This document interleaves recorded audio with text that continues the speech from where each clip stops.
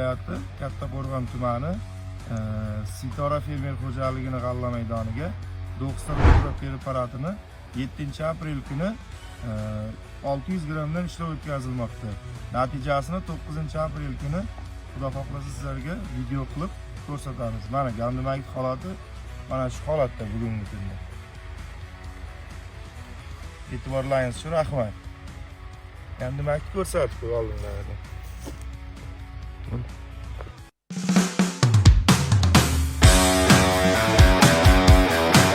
Assalomu alaykum hurmatli Sifat Agro kuzatuvchilari. Mana bugun biz Kattaqo'rg'on tumani qaysi tipidamiz aka? Ilmot Qurbonov tipi Sitora fermer xo'jaligi. Sitora fermer xo'jaligini g'alla maydonlarida begona o't, gandimak begona o'tiga qarshi Do'xtir ultra preparatini gektariga 600 grammdan sinov o'tkazmoqdamiz. Sinov muddati bugun 7-aprel kuni sinov qo'yyapmiz. 9-aprel kuni natijasini sizlarga ko'rsatamiz. Dorini tayyorlash usullari ko'rsatamiz.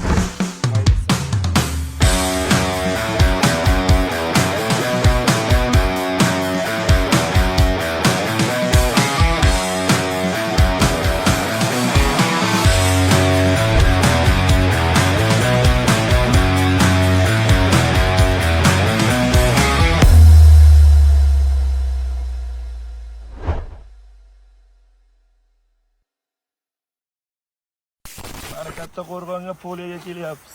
Hech kun o'tdi aytdi. 2 kun o'tdi. 7-kuni sepganmiz, 9-aprel bugun.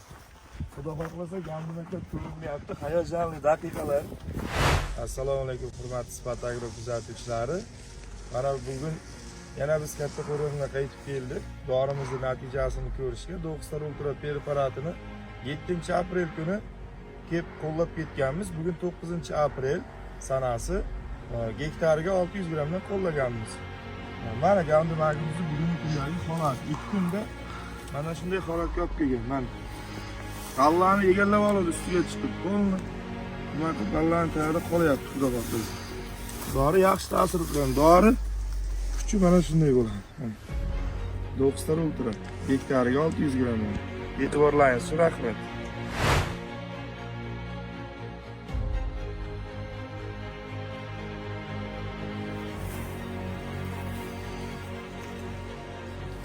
Mana Do'xtir ultra preparatini kuchi. Mana holat. Sindor maylarida ko'rsatdim. Qo'lni sepilgan 600 grammdan. 2 kunda shunday holatga olib kelib tashlagan.